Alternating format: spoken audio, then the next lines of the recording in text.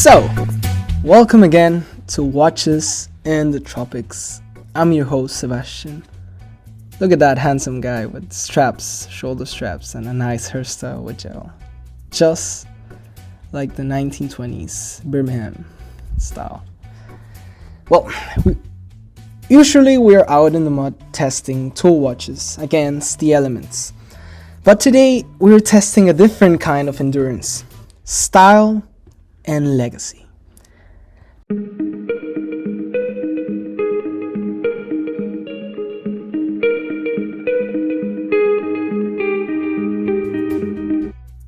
Panama is often misunderstood.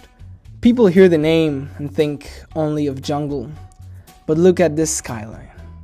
Panama City is the banking capital of Central America, a modern powerhouse with over 70 international banks and 40,000 registered businesses. It's a city where a watch isn't just a tool. It's a signature of success in the heart of the tropics. But tonight, we're stepping away from the glass towers and into the shadows. So, last Halloween, I attended the monthly meetup for RedBar Panama. For security, these events happen in Speakeasies. Hidden gems tucked away in the city. The Speakeasy basically was born in 1920s Prohibition era in America. When alcohol was banned, these secret bars operated behind unmarked doors. In Panama, we've adopted this for a different reason, the safety of the collection. When you're carrying a piece of history on your wrist and you want to save harbor, and you can't have Speakeasy here without an Havana. Since 1930s, luxury watches and cigars have been brothers. Both are slow luxuries. They represent a defiance against the modern world's obsession with speed. I looked around in this room, filled with smoke and the ticking of mechanical hearts, and I realized, while I usually test these watches against nature, tonight they were being tested against the ultimate standard, the discerning eyes of RedBar Panama. I put down my drink, picked up my 4K camera, and went to work. Let's see if these pieces can survive the shadows. We start first with an Omega classic, an Omega Constellation Pi Pan from the 1960s circa. The Pi Pan is a titan of elegance. Launched in 1952, it was Omega's flagship chronometer. The name comes from the 12-sided dial that resembles an inverted Pi Pan. In the 50s, this watch was more prestigious than the Submariner. The market estimate value now is from $2,800 to $5,000 on this condition. We hop now with the Willard. This is a legend born in the mud. This is a watch I would actually wear for my hikes. I'll probably review it in the future, who knows.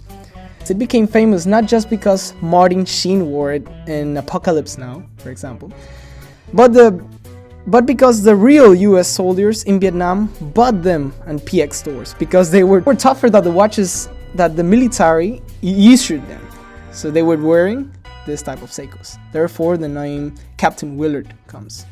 Nowadays worth from $850 to $12,000. So the next is the Seiko Heritage Turtle. This is a modern masterpiece with a 1968 sole. The Omega Seamaster Pro 300, also known as the Brosnan Bond. This 1995 model saved Omega. After the Quartz crisis almost killed the brand, this watch appeared in GoldenEye. It introduced the helium escape valve at 10 o'clock and the iconic skeleton hands that define the Seamaster to this day. Nowadays worth between $3,000 to $4,200.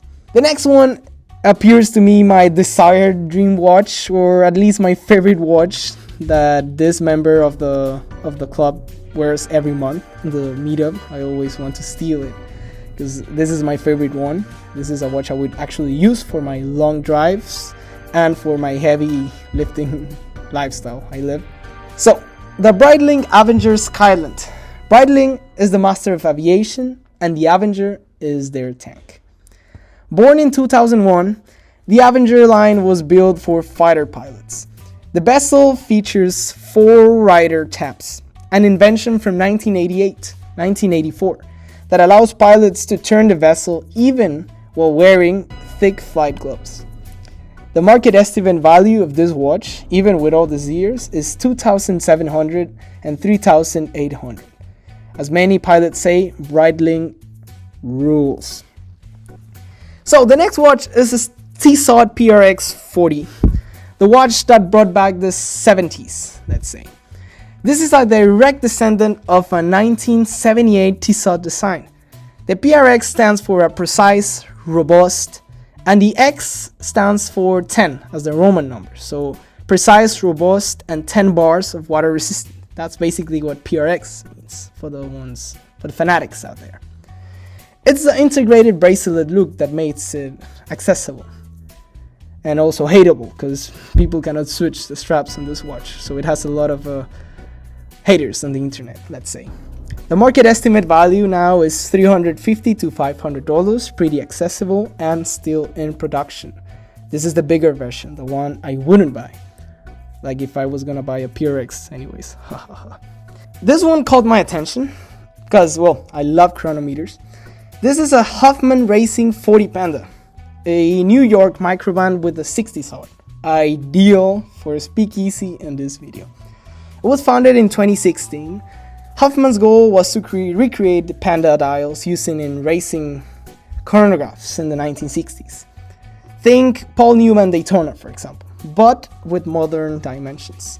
Now you can find it for a pretty affordable price, between $250 to $400 in the internet.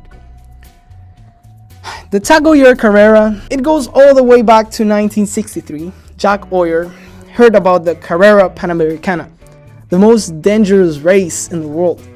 He designed this watch with a clean, wide dial so drivers could read it even at 200 kilometers an hour, which is pretty fast, let's say. This is around $2,500 to $3,500, even on this state nowadays, you can find it. The next one is a Hamilton khaki field mechanical, but a different version of this, and a more newer one. This is the ultimate trench watch. So Hamilton provided over 1 million watches to the US military during World War II. This modern version is a recreation of the Mel W46374 specification issued to soldiers in Vietnam. The market estimate and the price is now $450 to $600. The next one is the Seiko speed timer, solar, the classic SSC 913. This is the solar power of the 21st century, let's call it. So in 1969, Seiko was one of the 3 companies to release the world's first automatic chronograph, for the ones that didn't know. This speed timer is a visual nod to the Poke Seiko, the first automatic chronograph ever worn in space, but that one had a yellow dial, if I don't miss. This one is just like a Pepsi or a quarter Pepsi dial. The market estimate for this watch is around $550 to $750. Upping the price and the level and saving the best for the end, we find ourselves with the Tudor Prince Oyster Date Submariner. This is the lollipop sub. So basically, in the 1980s, Tudor watches were still made using Rolex signed cases and crowns. This 1984 model is rare because it features a massive round lollipop hour hand that was only produced for a very short window before being changed.